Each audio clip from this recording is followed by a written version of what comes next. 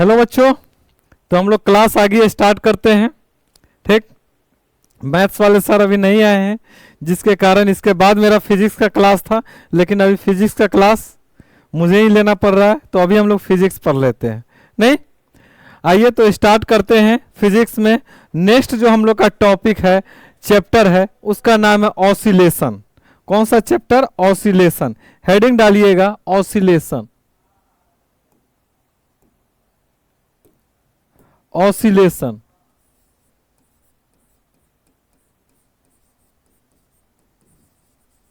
यानी दोलन, इसी को कहते हैं कंपन।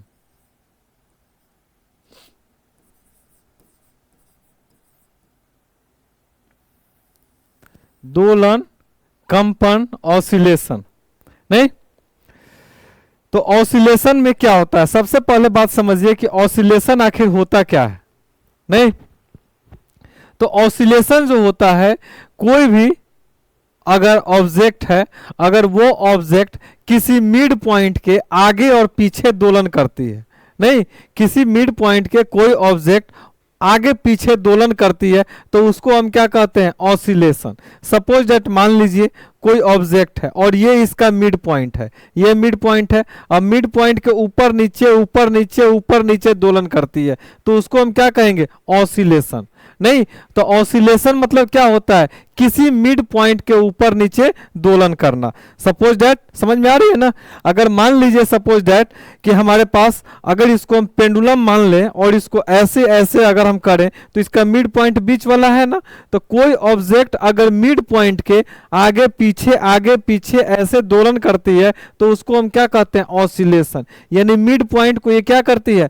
बार बार मिड पॉइंट को दोहराती है। नहीं, तो ऑसिलेशन क्या होता है? जब कोई ऑब्जेक्ट मध्यमान स्थिति, मध्यमान बिंदु, मिड पॉइंट,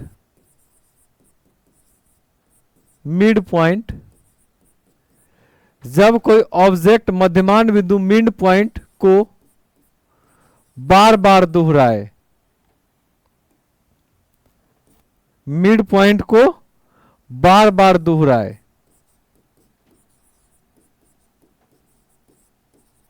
तो उसको हम क्या कहेंगे? उसको हम कहेंगे ऑसिलेशन। यानी कि वो मिड पॉइंट को बार बार क्या कर रहा है? दोहरा रहा है। नहीं, तो forward backward, forward backward, forward backward, तो इसका एक बीच वाला जो बिंदु है, इसको बार बार ये क्या कर रहा है? दोहरा रहा है, तो इसको हम क्या कहेंगे? ऑसिलेशन। नहीं, तो ऑसिलेशन में जैसे ले लीजिए एग्जाम्पल, उदाहरण। अगर इसका हम उदाहरण देखें, ऑसिलेशन का उदाहरण क्या होगा, तो सबसे पहला जो इसका उदाहरण हम ले लेते हैं, जैसे पेंडुलम की गति। पेंडुलम की गति। नहीं, अगला हम ले सकते हैं, एक झूला होती है ना, जो झीला आगे पीछे दोलन करती है, उसको हम कहते हैं झूले की गति। अगला हम कौन ले लेते हैं? झूले की गति। फिर इसका हम उदाहरण ले सकते हैं, सिलाई मशीन जो होती है ना, सिलाई मशीन की जो सुई होती है, सिलाई मशीन की सुई कैसे ऊपर नीचे दोलन करती है, तो एक मिड पॉइंट जो है उसके कैसे करती है? ऊपर नीचे दोलन करती है, यानी मिड पॉइंट को बार बार दोहराती है वो। नहीं, तो याद रखिएगा, जैसे सिलाई मशीन के सुई की गति, सिलाई मशीन की सुई की गति।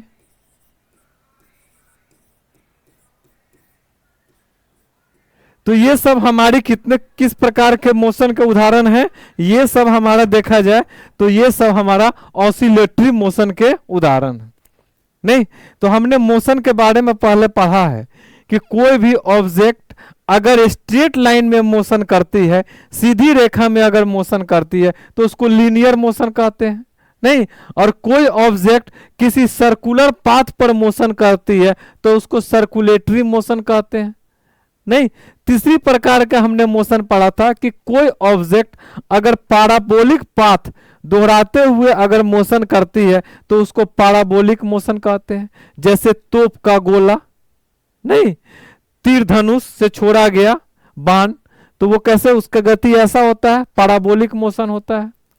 नहीं, चौथे प्रकार का हमने मोशन पढ़ा था रोटेशनल मोशन, कि जब कोई ऑब्जेक्ट अपने जगह पर क्या होगी, घूमेगी, तो उसको हम कैसा मोशन कहेंगे, अपने जगह पर घूम रही है तो उसको कहेंगे रोटेशनल मोशन।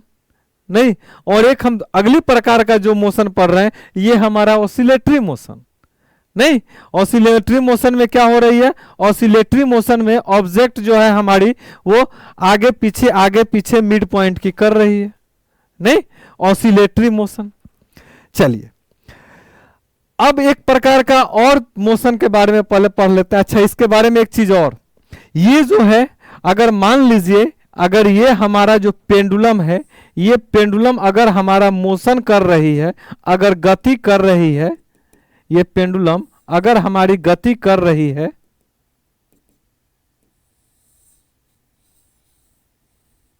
ये गति कर रही है, तो ये हमारी गति तो ऑसिलेटरी मोशन का उदाहरण हो गया। नहीं, अच्छा, ये जो ऑसिलेटरी मोशन में एक आवर्त काल क्या होता है, पहले इस चीज को समझिएगा। एक आवर्त काल क्या होता है, एक फ्रीक्वेंसी क्या होता है, एक दोलन क्या होता है, इन तीनों वर्ड को समझिएगा। आगे चल के एक दोलन, एक आवृत्ति, एक कंपन, ये सब चीज हम लोगों को आगे चल के आएगा। नहीं, और कहाँ हम लोग पढ़ेंगे इस चीज को, आगे जाकर हम साउंड में पढ़ेंगे, तो इसलिए इसको याद रखना है। लाइट में भी इस चीज को आएगा। नहीं, तो याद रखिएगा सबसे पहली चीज कि एक दोलन क्या होता है। एक दोलन, एक दोलन, एक दोलन क्या होता है, वन ऑसिलेशन कहते हैं इसको, वन ऑसिलेशन। वन ऑसिलेशन क्या होता है, एक दोलन क्या होता है, तो जब कोई ऑब्जेक्ट अपना मिड पॉइंट से एक तरफ जाए, वापस मिड पॉइंट पर आए, फिर दूसरी तरफ जाए, फिर वापस मिड पॉइंट पर आए, तो उसको कहते हैं एक दोलन। फिर से एक तरफ जाए, वापस आए, दूसरी तरफ जाए, वापस आए, उसको क्या कहेंगे, वन ऑसिलेशन। नहीं, तो नोट कर लीजिएगा, जब ऑब्जेक्ट एक तरफ जाए, वापस आए, दूसरी तरफ जाए,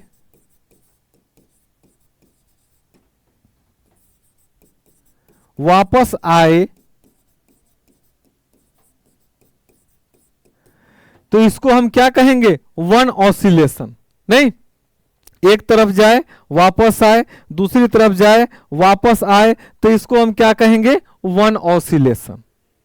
नहीं, अगली चीज टाइम पीरियड, आवर्त काल क्या होता है, तो ये जो वन ऑसिलेशन हुआ ना, जाना आना, दूसरी तरफ जाना और आना, तो वन ऑसिलेशन में जो समय लगा उसको हम कहते हैं टाइम पीरियड, उसको हम कहते हैं आवर्त काल। क्या कहते हैं, टाइम पीरियड, आवर्त काल। तो आवर्त काल क्या होता है, आवर्त काल, टाइम पीरियड,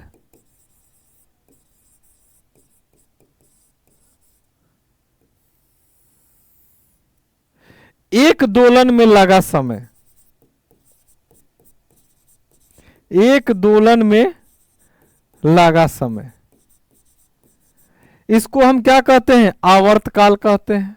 नहीं, यानी कि वन साइकिल, वन साइकिल इसको कहेंगे ना, वन ऑसिलेशन, जाना आना, जाना आना, इसको हम क्या कहेंगे, एक दोलन। अब ये एक दोलन में जितना समय लगा उसको हम क्या कहेंगे, वन ऑसिलेशन। नहीं, अगली चीज, अगली चीज इसमें आवृत्ति, अगला वर्ड समझिए, आवृत्ति, जिसको हम कहते हैं फ्रीक्वेंसी।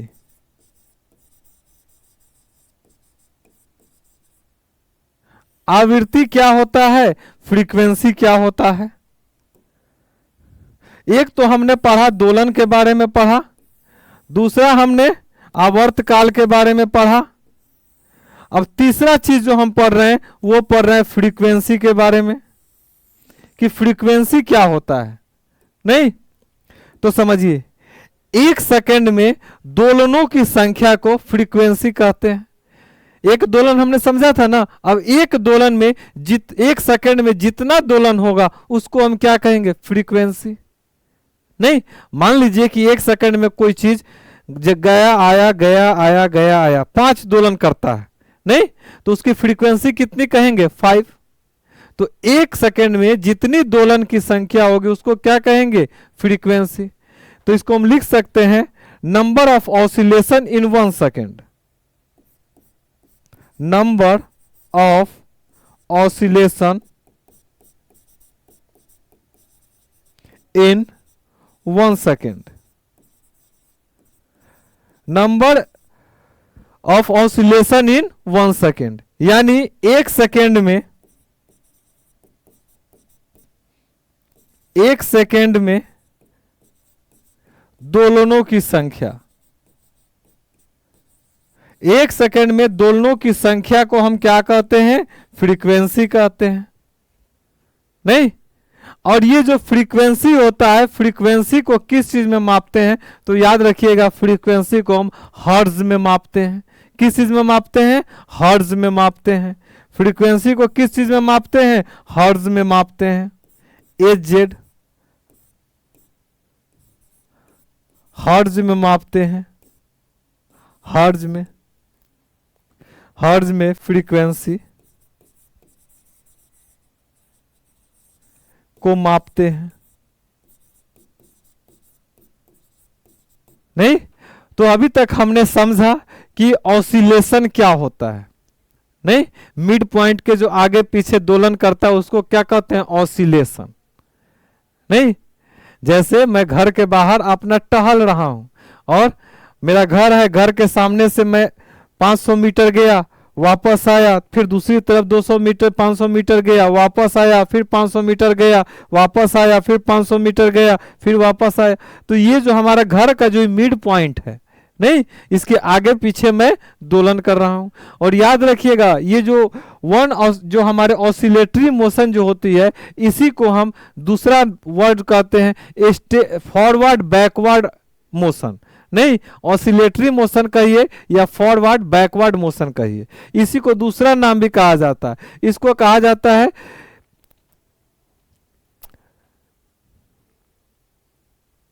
ठीक है, ऑसिलेटरी मोशन। अगला चीज जो हम इसमें अगला चीज पढ़ेंगे वो हमारा है, अगला चीज वो हमारा पीरियोडिक मोशन। अब समझिए पीरियोडिक मोशन के बारे में कि पीरियोडिक मोशन क्या होता है। पीरियोडिक मोशन,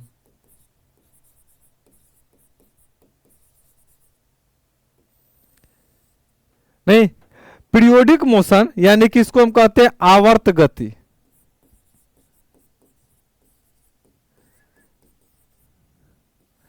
आवर्त गति क्या होता है, जब कोई ऑब्जेक्ट अपने मार्ग को बार बार दोहराती है, अपने पाथ को बार बार दोहराती है, तो वैसे मोशन को हम कौन सा मोशन कहते हैं, वैसे मोशन को हम पीरियोडिक मोशन कहते हैं। नहीं तो जब कोई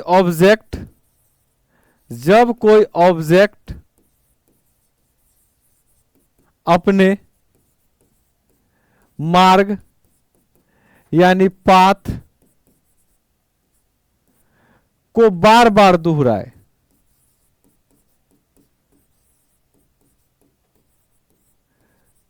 जब कोई ऑब्जेक्ट अपने पाथ को बार बार दोहराए तो वैसे मोशन को हम क्या कहेंगे, पीरियोडिक मोशन कहेंगे।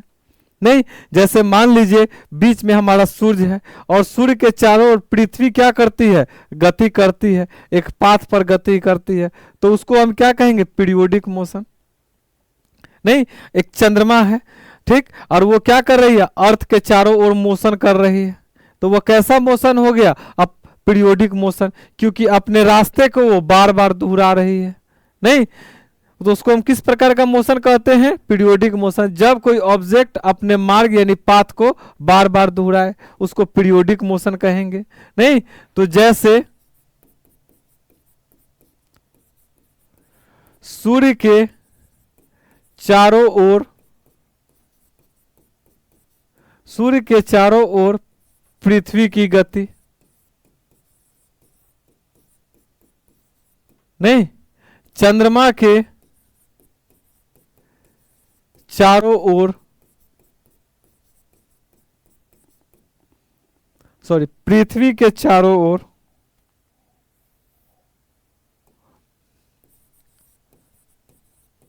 पृथ्वी के चारों ओर चंद्रमा की गति।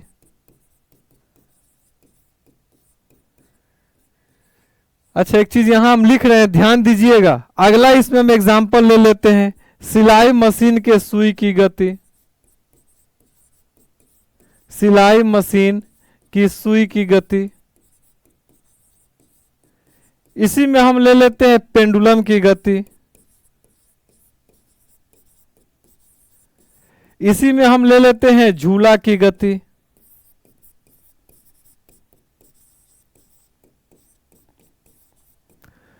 तो आप तो बोलिएगा सर ये चीज तो हमने पहले भी पढ़ा था ऑसिलेटरी मोशन में। नहीं, इसी चीज को आप पीरियोडिक मोशन में पढ़ा रहे हैं। तो पीरियोडिक मोशन का देखिए, ऑसिलेटरी मोशन में क्या था, उसमें था कि अपने मिड पॉइंट को बार बार दोहराना, और पीरियोडिक मोशन क्या कहता है, अपने रास्ते को बार बार दोहराना। तो ये सब अपने रास्ते को बार बार दोहरा रही है कि नहीं दोहरा रही है, रास्ते को बार बार दोहरा रही है। तो इस प्रकार ये भी किस में आ जाती है, पीरियोडिक मोशन में। तो नोट डाल के लिख लीजिएगा कि सभी ऑसिलेटरी मोशन पीरियोडिक मोशन है, लेकिन सभी पीरियोडिक मोशन ऑसिलेटरी मोशन नहीं है। नहीं, नोट डाल लीजिएगा, सभी ऑसिलेटरी मोशन, सभी oscillatory motion periodic motion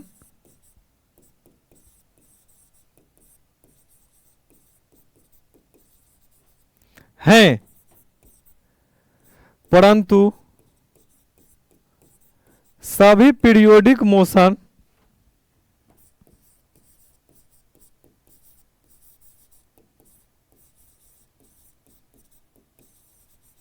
oscillatory motion नहीं है।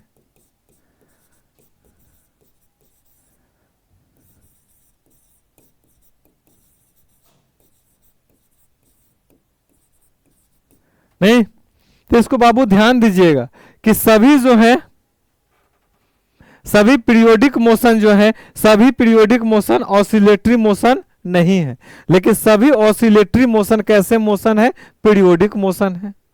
नहीं, चलिए, तो ये चीज हमने समझा, ऑसिलेटरी मोशन क्या होता है, पीरियोडिक मोशन क्या होता है, आवर्तकाल क्या होता है, फ्रीक्वेंसी क्या होता है, वन ऑसिलेशन क्या होता है, इन सब चीजों को हमने समझा। अब अगली चीज समझिए, जो पेंडुलम होती है पीरियोडिक मोशन में, आगे उसके बारे में हम समझते हैं। ये मान लीजिए हमारा पेंडुलम है,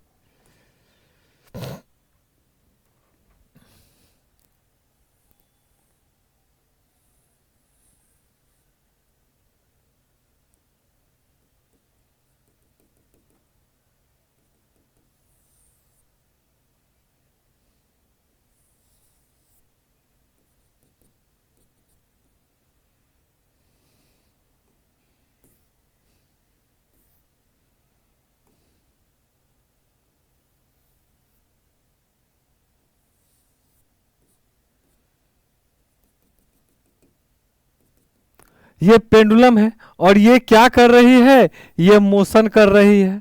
नहीं, यहां से ऐसे जा रही है और फिर उसके बाद आगे की तरफ जा रही है, फिर लौट रही है, फिर दूसरी तरफ जा रही है। तो ये हमारी पेंडुलम है, ये पेंडुलम हमारी दोलन कर रही है, गति कर रही है।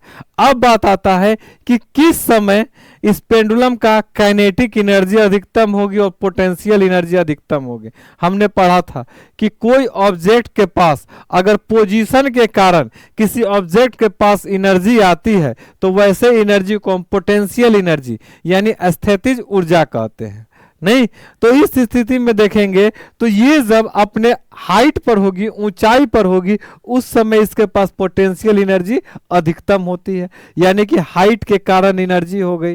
नहीं, तो यहां पर जब होगी तो उस स्थिति में इसके पास पोटेंशियल एनर्जी जो होगी वो पोटेंशियल एनर्जी मैक्सिमम होगी। और यहां पर जब ऑब्जेक्ट रहेगी उसमें बहुत ज्यादा क्या है, मोशन है, तो याद रखिएगा जब यहां रहेगी तो उसकी काइनेटिक एनर्जी मैक्सिमम रहेगी।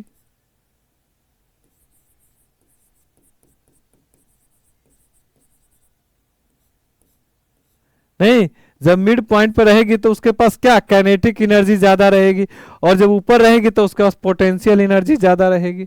अच्छा, जब ये दोलन कर रही है तो आगे जाते जाते जाते एक बार ऐसा आता है कि इसका यहाँ वेलोसिटी क्या होता है, जीरो। नहीं, तो इसका वेलोसिटी यहां पर क्या हो जाता है, जीरो।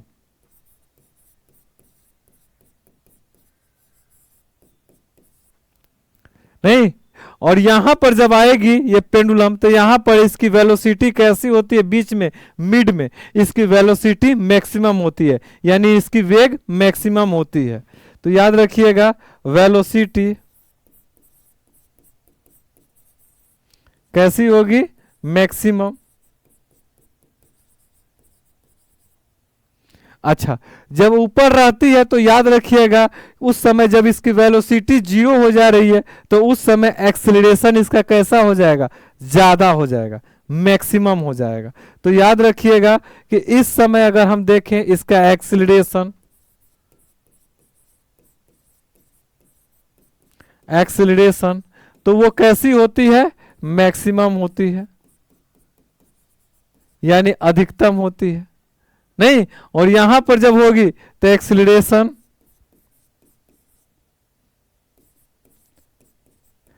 इसकी मिनिमम होती है। नहीं, अगर फोर्स की बात करें तो जब यहां पर होती है तो जितनी हाइट पर रहिएगा अर्थ आपको उतना ज्यादा फोर्स लगाएगी। नहीं, तो यहां पर जब होती है तो इसकी फोर्स क्या होती है, मैक्सिमम।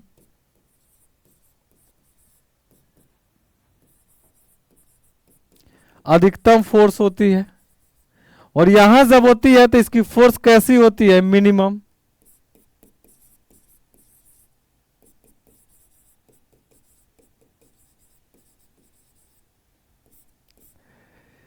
तो ये चीजों को बाबू आपको याद रखना है, कभी कभी एग्जाम में पूछ देता है इसमें से कौन से गलत हैं। नहीं, तो इसका पूरा फंडा आपको पता रहेगा तभी ना उसको आप सही और गलत में लगा पाएंगे। नहीं, अगली चीज हम निकालना चाहते हैं टाइम पीरियड, कि ये जो दोलन कर रहा है इसके दोलन करने में टाइम पीरियड कितना लगता है। नहीं, तो अगर हम टाइम पीरियड निकालना चाहें, टाइम पीरियड,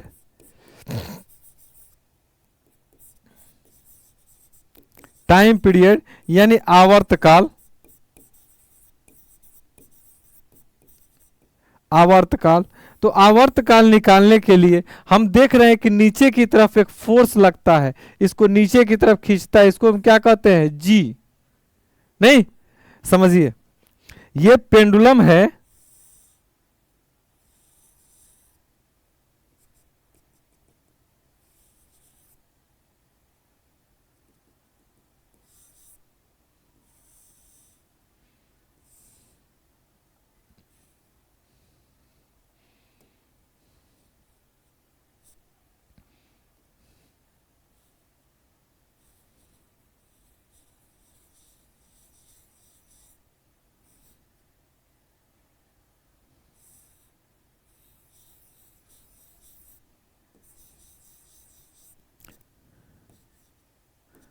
ये पेंडुलम क्या कर रही है, मोशन कर रही है।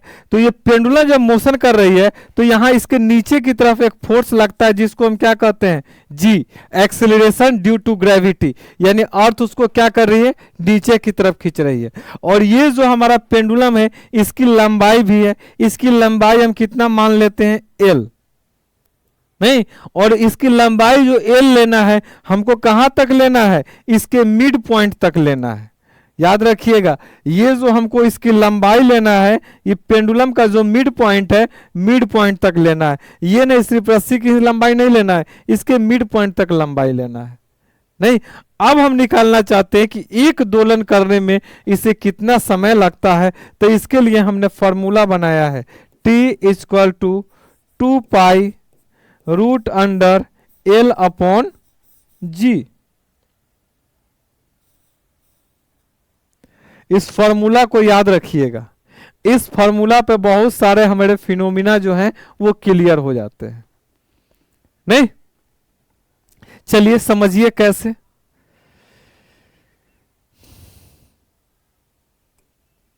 हमने क्या लिया है, 2 pi root under L/G। Time period हमने क्या लिया है, T equal to 2 pi root under L/G। हमारा ये फॉर्मूला है।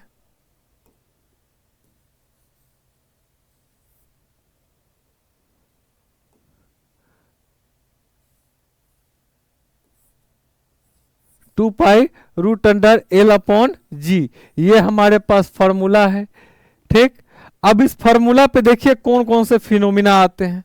जैसे अगर हमारे कहा जाए कोई लड़की अगर झूला झूल रही है और उसके बगल में कोई लड़की आकर झूला झूलने लगे, तो बताइए आकर बैठ जाए तो उसके आवर्तकाल पर क्या प्रभाव पड़ेगा। नहीं, तो उसके आवर्तकाल पर कोई प्रभाव नहीं पड़ेगा। उसको जितना झूला झूलने में समय लगता है उतना ही समय लगेगा। क्यों? क्योंकि फॉर्मूला में देखिए कहीं भी मास का जिक्र हुआ है, कहीं भी मास का जिक्र नहीं हुआ है। नहीं, तो याद रखिएगा, जब कोई लड़की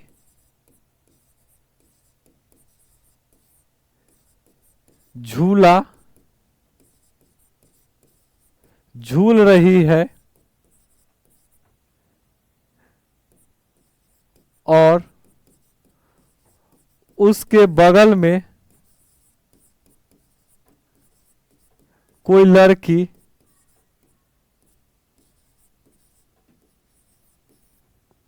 आकर बैठ जाए,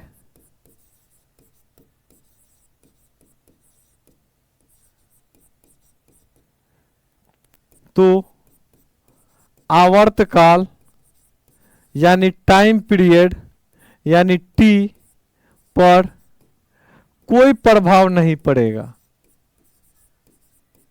कोई प्रभाव नहीं पड़ेगा।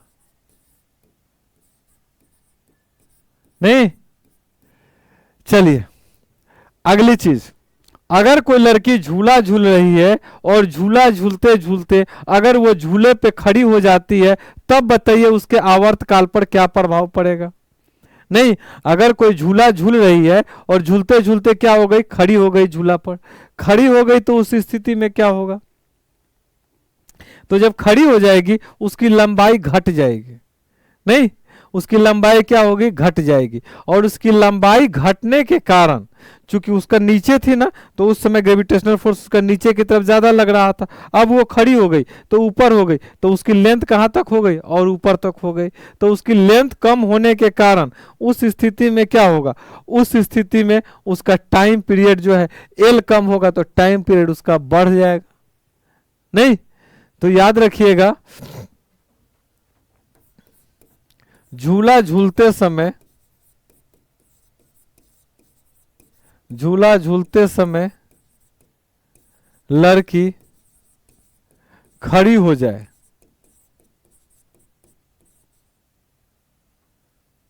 खड़ी हो जाए,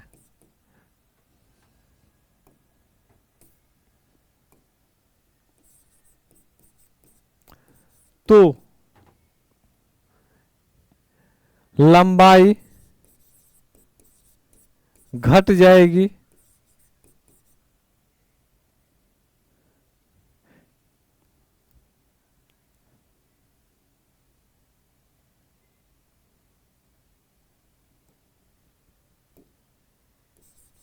लंबाई क्या होगी, घट जाएगी, या उसका जी जो है, उसका जी जो है घट जाएगी। दोनों में से कुछ हो, मानिए उसकी जी, तो जी घट जाएगी। तो जिससे क्या होगा, जिससे टाइम पीरियड बढ़ जाएगा। नहीं, अब उसका टाइम पीरियड क्या होगा, बढ़ जाएगा। अगर ये जी जो है खड़ी हो गई, तो खड़ी होने के कारण क्या हुआ, उसका सॉरी खड़ी हो जाए तो उसका जी घट जाएगी, जी घटने का उसका टाइम पीरियड घट जाएगी। नहीं, अगली चीज, अगर गर्मी के दिन में देखा जाए तो गर्मी के दिन में लोलक पे क्या प्रभाव पड़ता है, पेंडुलम पे क्या प्रभाव पड़ता है? नहीं, तो एक बात समझिएगा, गर्मी के दिन में हम क्या देखते हैं, किसी भी चीज की लंबाई में वृद्धि होती है।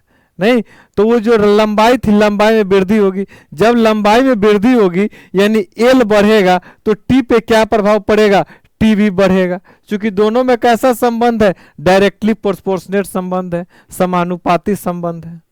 नहीं, और वहीं जाड़े के दिन में क्या होगा, लंबाई कम हो जाती है। जब लंबाई कम हो जाएगी जाड़े के दिन में पेंडुलम की, तो उस स्थिति में क्या होगा, उस स्थिति में हमारी टाइम पीरियड घट जाएगी। नहीं, इसको भी ले लीजिए, जाड़े के दिन में पेंडुलम की लंबाई बढ़ जाती है, अतः आवर्तकाल बढ़ जाएगा।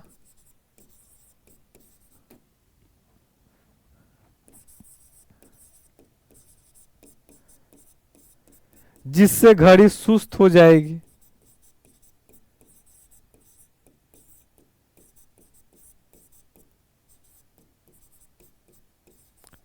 नहीं, अगली चीज, जाड़े के दिन में पेंडुलम की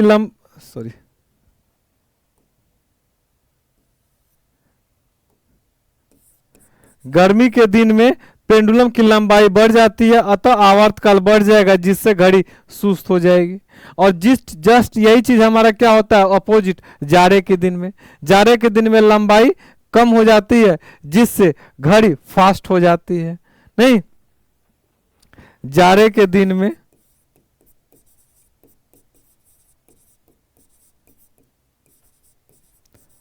लंबाई कम होने से घड़ी तेज हो जाती है।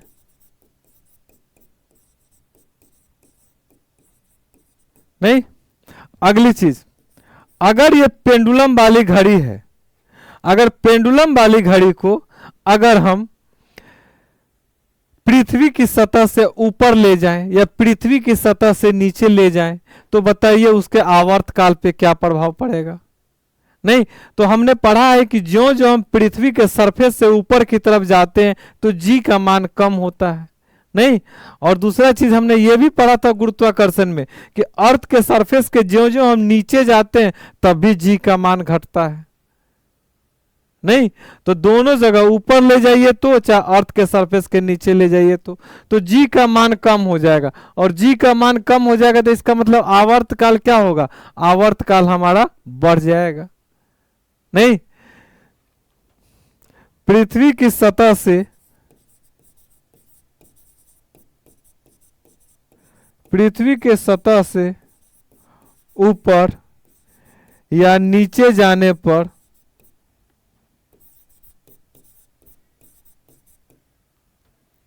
जी का मान कम होता है, जी का मान कम हो जाता है, अतः आवर्तकाल बढ़ जाती है।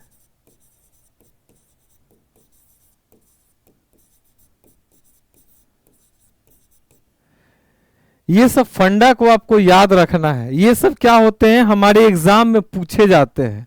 नहीं, कि जब आवर्तकाल पे क्या प्रभाव पड़ेगा, घड़ी को अगर ऊपर ले जाएंगे तो क्या प्रभाव पड़ेगा, घड़ी को जब नीचे ले जाएंगे तो क्या प्रभाव पड़ेगा। नहीं, जाड़े के दिन में घड़ी पे क्या प्रभाव पड़ेगा, गर्मी के दिन में क्या प्रभाव पड़ेगा, एक लड़की झूला झूल रही है उसके बगल में आकर दूसरी लड़की बढ़ जाए तो टाइम पीरियड पे क्या प्रभाव पड़ेगा।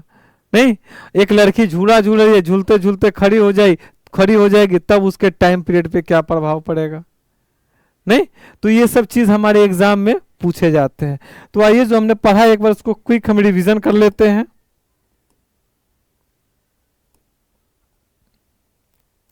सबसे पहला चीज हमने क्या पढ़ा, सबसे पहला चीज हमने पढ़ा था कि ऑसिलेशन क्या होता है, जब कोई ऑब्जेक्ट अपने मिड पॉइंट के आगे पीछे आगे पीछे आगे पीछे दोलन करती है तो उसको हम क्या कहते हैं, ऑसिलेशन। नहीं, तो वही मैंने लिखा है, जब कोई ऑब्जेक्ट मध्यमान बिंदु यानी मिड पॉइंट को बार बार दोहराए, आगे पीछे दोलन करे, नहीं तो उसको क्या कहेंगे, ऑसिलेटरी मोशन। पेंडुलम की गति, झूले की गति, सिलाई मशीन की गति, सिलाई मशीन ऊपर नीचे करती है, झूला हमारा ऐसे झूला झूलती है, नहीं अपना मिड पॉइंट को बार बार दोहराती है। पेंडुलम की गति, पेंडुलम भी वैसे ही आगे पीछे दोलन करती है, नहीं। अच्छा, अगला चीज, एक दोलन क्या होता है, वन ऑसिलेशन। तो जब मिड पॉइंट से एक तरफ जाए वापस मिड पॉइंट पर आए, दूसरी तरफ जाए वापस मिड पॉइंट पर आए, तो उसको हम क्या कहते हैं, वन ऑसिलेशन, एक दोलन, नहीं। तो ये हमारी हो गई एक दोलन। अगली चीज, आवर्तकाल क्या होता है, टाइम पीरियड। तो ये एक दोलन पूरा करने में जितना समय लगता है उसको हम क्या कहते हैं, टाइम पीरियड, नहीं। चलिए अगली चीज, फ्रीक्वेंसी क्या होती है। तो फ्रीक्वेंसी एक सेकंड में दोलनों की संख्या, एक सेकंड में जितना बार दोलन कर लेगी उसकी संख्या को क्या कहेंगे, फ्रीक्वेंसी कहते हैं। और ये जो फ्रीक्वेंसी है, फ्रीक्वेंसी को मापते किस में है, हर्ट्ज में मापते हैं, नहीं। अगली चीज हमने देखा था इसमें पीरियोडिक मोशन। पीरियोडिक मोशन क्या होती है, तो जब कोई ऑब्जेक्ट अपने मार्ग को, अपने पाथ को बार बार दोहराए, जब कोई ऑब्जेक्ट अपने मार्ग को बार बार दोहराए तो उसे मोशन को क्या कहेंगे, पीरियोडिक मोशन, नहीं। जैसे सूर्य के चारों ओर पृथ्वी घूमते रहती है अपने मार्ग पर, अपने मार्ग को बार बार दोहराती रहती है, नहीं। उसी प्रकार पृथ्वी के चारों ओर सूर्य की गति, चंद्रमा की गति, चंद्रमा क्या करती है, पृथ्वी के चारों ओर घूमती रहती है, नहीं। उसी प्रकार सिलाई मशीन की गति, सिलाई मशीन भी अपने मार्ग को बार बार दोहराती है कि नहीं दोहराती है। उसी प्रकार झूले की गति, झूला भी अपने मार्ग को बार बार दोहराती है, नहीं। और हमने इसमें और लिया पेंडुलम की गति, नहीं। तो ये हमने लिया, ये तीनों हमने क्या लिया था, इन तीनों को हमने ऑसिलेटरी मोशन में भी लिया था। लेकिन ऑसिलेटरी मोशन और पीरियोडिक मोशन में गलत अंतर है, दोनों में अंतर ये है कि पीरियोडिक मोशन जो है वो पीरियोडिक मोशन, जितने भी हमारे ऑसिलेटरी मोशन है वो सभी ऑसिलेटरी मोशन पीरियोडिक मोशन हैं। क्योंकि बार बार सभी ऑसिलेटरी मोशन करने वाले अपने पाथ को बार बार दोहराते हैं, नहीं। तो सभी ऑसिलेटरी मोशन पीरियोडिक मोशन हैं, लेकिन सभी पीरियोडिक मोशन जो है वो ऑसिलेटरी मोशन नहीं है, नहीं। तो इसीलिए नोट डाल के बाबू मैंने लिख दिया था, इसको याद रखिएगा, नहीं। अगली चीज हमने देखा था, कोई पेंडुलम है, वो पेंडुलम क्या कर रही है, मोशन कर रही है, तो किस जगह पर इसकी पोटेंशियल एनर्जी मैक्सिमम होगी।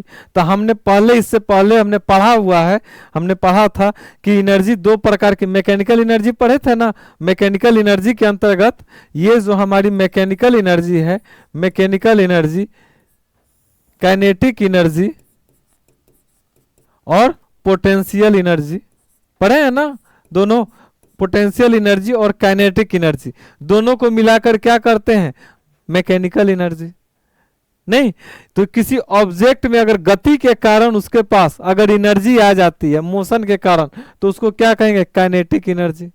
और किसी ऑब्जेक्ट के पास पोजीशन चेंज होने के कारण उसके पास एनर्जी आ जाएगी, उसको क्या कहेंगे, पोटेंशियल एनर्जी। जैसे यहाँ बॉल मेरे पास है, बॉल को मैं क्या किया, उठाकर मैं छत पर रख दिया। मैं जब छत पे बॉल को रख देता हूं तो इसका पोजीशन चेंज होने के कारण इस बॉल के पास एनर्जी है, नहीं। अब ये बॉल ऊपर से अगर गिरेगी हमारे सर पर तो हमको चोट लगेगा, नहीं। तो जब पोजीशन के कारण उसके पास एनर्जी आ जाए तो उस एनर्जी को क्या कहेंगे, पोटेंशियल एनर्जी, नहीं। तो चलिए, तो हम देख रहे हैं इसका पोजीशन क्या हुआ, चेंज हुआ और पोजीशन गया यहां, नहीं। तो उस समय इसके पास पोटेंशियल एनर्जी कैसी होगी, मैक्सिमम।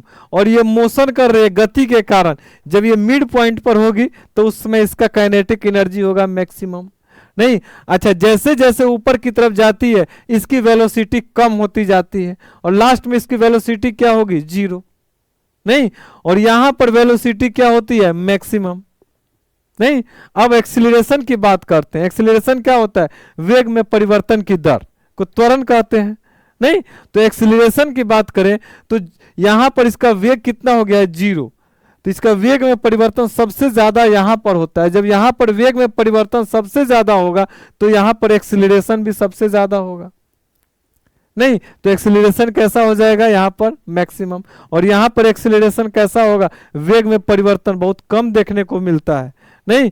10 के बाद 8, 7, 6 इस टाइप से देखने को मिलता है। और यहां पर डायरेक्ट देखने को मिलता है, 0 हो जा रही है। तो यहां पर एक्सीलरेशन मैक्सिमम, यहां पर एक्सीलरेशन मिनिमम।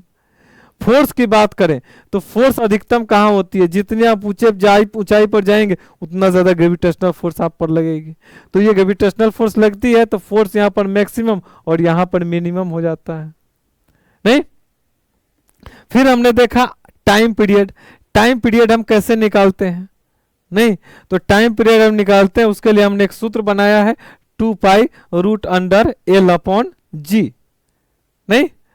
तो ये जो कोई ऑब्जेक्ट है जो पीरियोडिक मोशन कर रही है तो उसका हम निकालना चाहते हैं कि टाइम पीरियड उसका कितना निकलता है। तो टाइम पीरियड के लिए हमने ये फार्मूला बनाया 2π√L/g।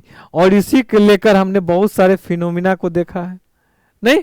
कि लड़की झूला झूल रही है, बगल में आकर एक लड़की और झूले पे बैठ जाएगी तो उसका आवर्तकाल जो है, उसके झूलने में जो समय लग रहा है उस पर क्या प्रभाव पड़ेगा। तो फिजिक्स के लैंग्वेज में समझिए उस पर कोई प्रभाव नहीं पड़ेगा, क्योंकि फॉर्मूला में मास कहीं है ही नहीं, नहीं। अब वो लड़की अगर खड़ी हो जाए तो जब वो खड़ी हो जाएगी तो उसका गुरुत्व केंद्र जो है जी जो है उसका जी ऊपर उठ जाएगा। और जी जब ऊपर उठ गया इसका मतलब लेंथ कैसी हो गई? लेंथ कम हो गई। जब लेंथ उसकी कम हो जाएगी तो उसके आवर्तकाल पे क्या प्रभाव पड़ेगा? आवर्तकाल कम हो जाएगा, नहीं। टाइम पीरियड घट जाएगी, आवर्तकाल कम हो जाएगा, नहीं। अगला चीज, गर्मी के दिन में क्या होता है? पेंडुलम की लंबाई बढ़ जाती है। जब उसकी लंबाई बढ़ती है तो उसका आवर्तकाल पे क्या प्रभाव पड़ेगा? दोनों में कैसा संबंध है? डायरेक्टली प्रोपोर्शनेट है, समानुपाती है। तो एल जब बढ़ गया तो टाइम पीरियड भी बढ़ जाएगा।